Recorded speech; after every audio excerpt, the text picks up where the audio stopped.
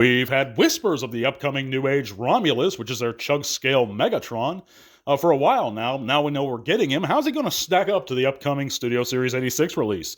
We're going to talk about that and go over some big news right now on Transformers Talk Raw.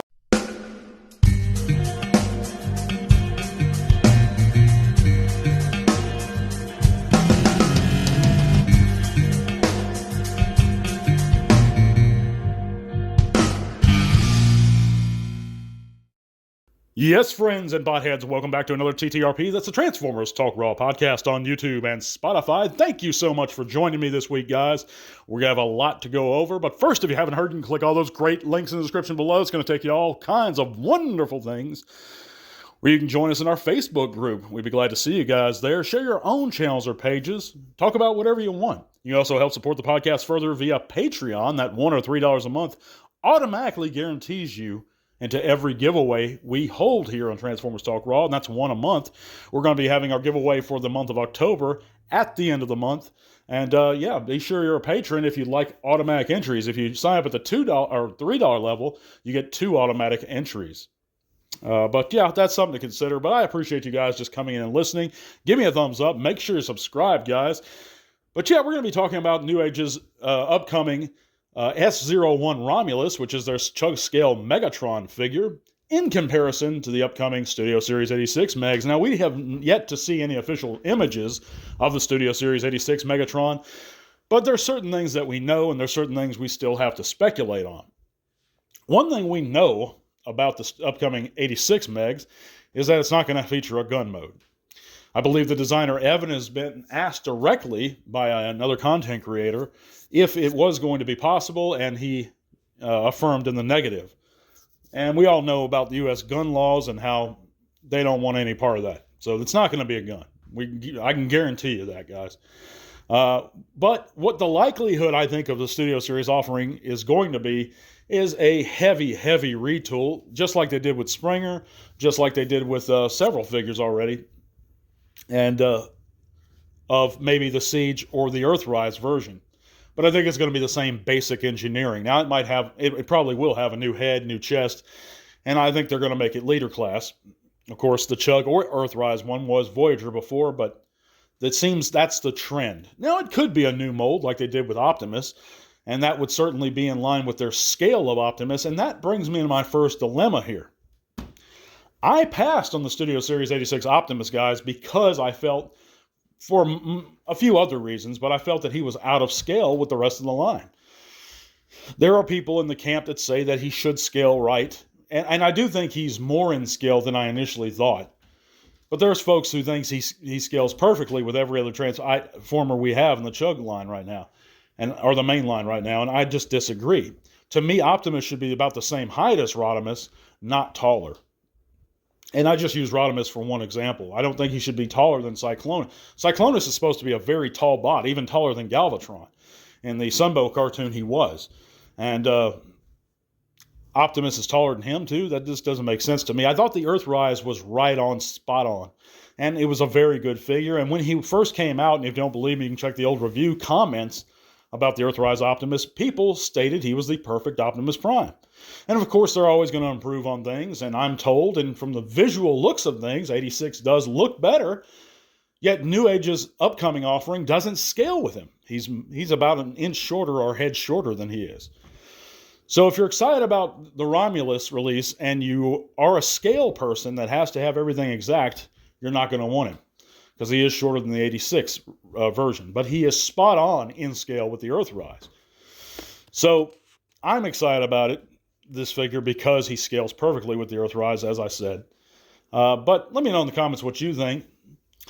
But I think what they'll do, in all likelihood, is because of the Studio Series 86 release of Optimus, they'll probably make Megatron a new mold. However, making him a tank comes with certain caveats. One, he doesn't have that classic G1 Walther P-38 pistol mode that Romulus is going to have. But two, you're not going to have a perfectly seamless robot mode like you can get with a gun. It's just more angular shapes when you're transforming into a pistol than it is a tank. There's a certain amount of blockiness that needs to be hidden tank treads and such. And I think they'll do a great job with it. Don't get me wrong. Hasbro usually does do a very good job with it. But it's not going to be without any form of kibble whatsoever. I just think that's highly unlikely. But I think it's going to be a good-looking figure, and I think both of them will be very good-looking. I'm excited to see what Hasbro's got planned for the 86 release.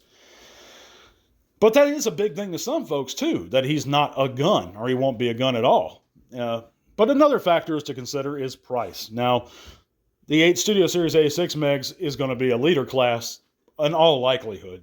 I highly doubt he'll be Commander or a Voyager. So a leader class, you're looking at $50-$55. Now, initial reports tell me out of the West, or not the West, but the Eastern Hemisphere, tell me that Romulus is being put up for about $150 US dollars. So that's almost 3 times the price as Hasbro's offering is going to be. And I think they're going to be available around the same time, but maybe Romulus will be shipping a little sooner than the 86 one, as that's not going to be revealed until, I'm guessing, spring. But I could be wrong. It'll be next year before we have him, definitely. But yeah, guys, let me know in the comments what you think. We're going to roll right along to this week's news and our poll results. Check out the poll results. And for our poll this week, we asked the question, which was the best Transformers toy line ever created? And out of 176 voters, 67%, a whopping majority, stated that the Studio Series line, which includes 86, is the absolute best of Transformers toy line ever made. That's way more than I thought it would be, guys. I thought a lot of folks were going to say G1. A lot of folks were going to say maybe RID or animated, but nope. Most Transformer fans feel the Studio Series line is the best, and I tend to agree with them. I mean, but again, I was a big Beast Wars guy. I'm a big G1 guy. So I love Pretenders because, I grew up in the ass end of G1. I caught the 3rd season as it was airing. And even though it didn't feature Pretenders, in my era, Pretenders were being sold. And I remember getting them and purchasing them when I was a kid. So they're really close to my heart. And that's one thing Studio Series and the main line, or the other main line, Legacy and Primes, upcoming Primes, is not going to feature, most likely, as Pretenders. So G1's always going to have a special, special place in my heart and a place in my collection. But the fans have spoken, and I think Studio Series covers all aspects of Transformers, and including Transformers 1, which I think Sentinel Prime's getting a figure, and Lita, and a few others. So that's pretty cool. But anyhow, let's go ahead and roll on to this week's news. And first up, we have a first look at HasLab's Omega Prime in hand via Hasbro's YouTube channel. And it's presented by the designer Evan, of course, of Hasbro, and it's about an hour-long video, and here we see its first images in hand. And, getting to think about this, guys, I still feel very strongly that this should have been a retailer release, even more so than like Deathsaurus and Victory Saber. I mean, I'm really strongly in that camp. They're releasing figures all the time that the West simply doesn't know and we don't have knowledge of, most casual fans or even children, God forbid. I don't see why this couldn't have been a retail release, but the figure does look great. I've spoken about all that in the past. You can go back and check out my full thoughts on it. There's reasons why I say it even more. But anyhow, we also have Studio Series 86 Optimus that's been found at U.S. retail, and that's via a Target in Iowa. And he was purchased for about $96 after tax. That's not actually a bad price, and if I saw him at retail, and I'm not going to see him at retail because Walmart never carries Commander classes, my Walmart anyway, I don't know if any Walmart does, but mine certainly doesn't, and the nearest Target to me is like 40 miles, and I ain't driving 40 miles, so I'm happy with my Earthrise. I think it's going to scale better with Romulus. I'm going to stick with it, but for anybody that wants it, keep your eyes out, guys. It's going to be popping up at your location real soon if you're listening with inside the U.S. Speaking of what's been found at U.S. retail, we also know that Legacy Wave 4 Voyagers have been found in Illinois, and that's the animated Motormaster and the pointless recolor of Metalhawk. But I guess if you missed out on Metalhawk, it'll give you another chance to own it. And when I say recolor, guys, it is virtually nothing. They say more closely the original toy, but most people never own the original toy, number one. But number two, the original toy had chrome. This one doesn't have chrome, so I don't see how it's much closer at all. It's a little darker silver. But anyway, it's going to be popping up near you, so keep your eyes open.